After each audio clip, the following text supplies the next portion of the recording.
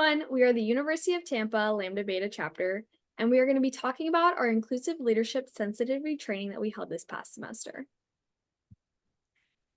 My name is Jenny Arnold, and I am the current president.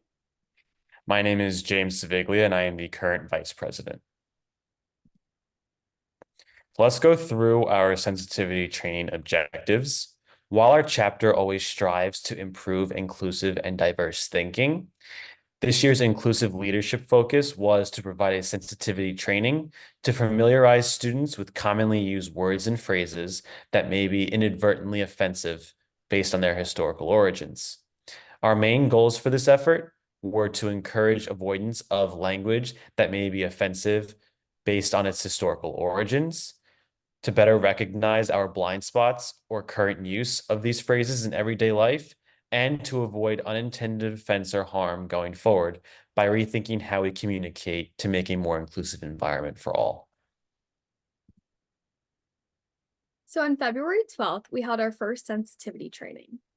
This was led by a Progressive Insurance representative. Progressive Insurance is a firm that holds the #1 spot on Forbes' list of America's best employers for diversity.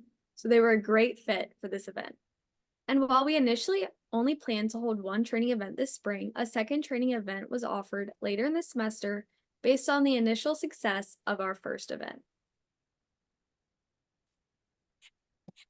In this training, we talked about some everyday words or phrases that you see in front of you that involve a history of oppression. For example, master bedroom was originally used to describe where the master of a plantation slept. Our members were surprised to learn the roots of some of these terms, and if we're being honest, we were using some of them not knowing the history. To avoid offense going forward, we can change the way we communicate to be more inclusive and intentional. To give a few examples, we can use the term primary bedroom as opposed to master bedroom, or instead of saying, let's have a quick powwow, we can shift to let's meet for a quick brainstorm. And then another topic that was discussed during our training event was the guidelines for creating messages that are inclusive and respectful in a variety of areas such as age, ethnicity, nationality, and race. More specifically, we wanted to provide a few examples for crafting communications that celebrate all of us for who we are. And with that, we have ability, which means to put the person before the disability. This means instead of saying the disabled, you would say people with disabilities. And then for gender and identity, we want to avoid specific catch-alls like you guys. This means we want to write in a more gender neutral way. So rather than saying businessman, you would say business person.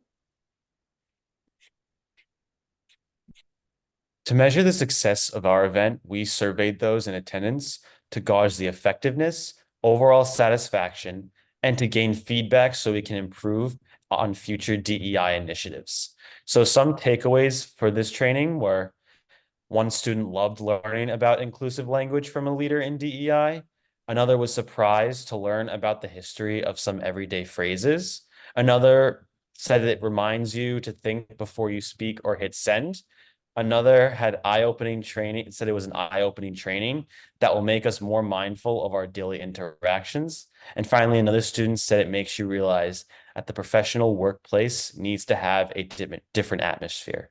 So you can see the overall impact this training had on our students, and it better prepares them to enter the working world and make people feel more inclusive. All right, so the overall impact of our sensitivity training following the event is to have students be inclusive, be intentional, and be inquisitive. To be inclusive is to have a considerate mindset while challenging oneself to find new and different points of view. To be intentional is to create content that helps people feel valued, welcomed, and respected, and that can come across by speaking or writing to your direct audience. Lastly, to be inquisitive is to assess your own unconscious biases and to look to diversity, equity, and inclusion experts as a source of guidance. Our biggest challenge on DEI initiatives is getting members to open up and have an honest dialogue about possibly sensitive topics, such as asking a person what their preferred modifiers are when it comes to their gender identity, or sexual orientation. We found that creating a safe, judgment-free environment and asking for a volunteer to get the ball rolling really helps. Once one person is willing to share, others open up, and we can have a frank and value-added conversation on important DEI-focused topics. And from the University of Tampa's Lambda Beta chapter, we wanted to thank you for supporting our event.